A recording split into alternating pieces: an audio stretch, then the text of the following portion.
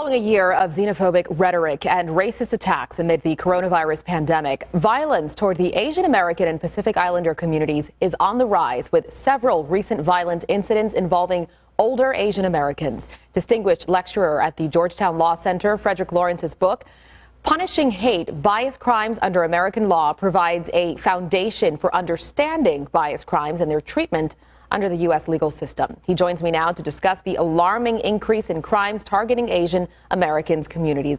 Good morning to you. Thank you for joining us. Good morning. Good to be with you. So let's talk about this. Racism against the Asian American community is nothing new, especially in this country, but we've seen an alarming increase in hate crimes in recent years. What do you think is fueling these attacks?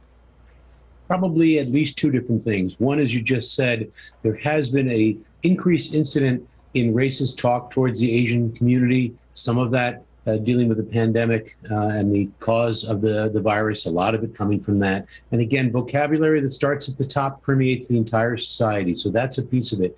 Another piece of this is that we know that in times of economic stress, people look for groups to scapegoat. And the Asian community is known as a quote unquote model community, meaning that there are stereotypes of them being a successful community. We're talking broad stereotypes here, of course, but that's the mind of the biased criminal. And so they see an Asian and they think to themselves, that's somebody who is successful and I haven't been successful. You put that whole toxic brew together and you get just unimaginable increases in levels of violence. Yeah, we've seen a lot of the crimes happening beginning around March of last year, around the time the pandemic started. How would you compare this, just for some perspective, to what we've seen in the last century, say, in this country? Well, let me make 2 points. One is that there has been bias against Asian Americans in this country going back to the 19th century, with immigrants from China in particular at the time of building the railroads in the mid-19th century. In our time, in the early 1980s, there was a celebrated case in Detroit involving a young man named Vincent Chen, who was viciously murdered, and his assailants were barely punished. So this is not a new issue with Asian Americans. They feel it, and we understand it as a society. The other thing that I would say is that we've got a good example of this right after 9/11. There was an enormous spike in violence against Muslim Americans and people perceived to be Muslim Americans. I mean, some of these cases, if they weren't so tragic and serious, would almost be comical. But of course, it's not comical. It is tragic.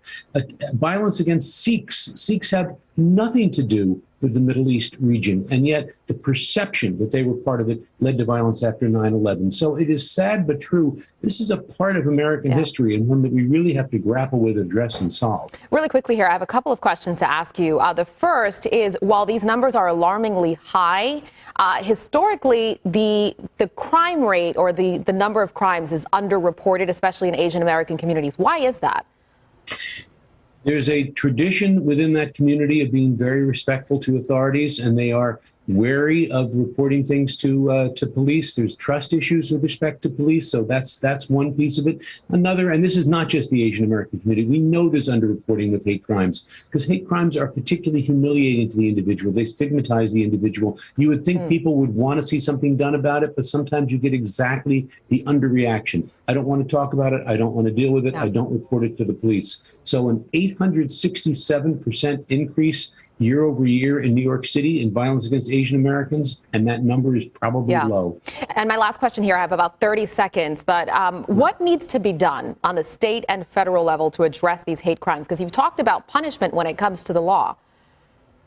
We have the statutes in the federal level. We have the statutes in virtually every state that identifies a hate crime as being different. We need them to be prosecuted, and we need these cases to be investigated and prosecuted as hate crimes. We need to demonstrate to the Asian American community and to all of us that we understand what's happening and that we want to deal with it as that, because it's causing a greater harm. The very fact that you and I are talking about it tells us that it's causing a different and greater kind of harm. It has to be treated that way, has to be prosecuted that way, has to be punished that way. And we know the punishment is much more severe when it's considered a hate crime.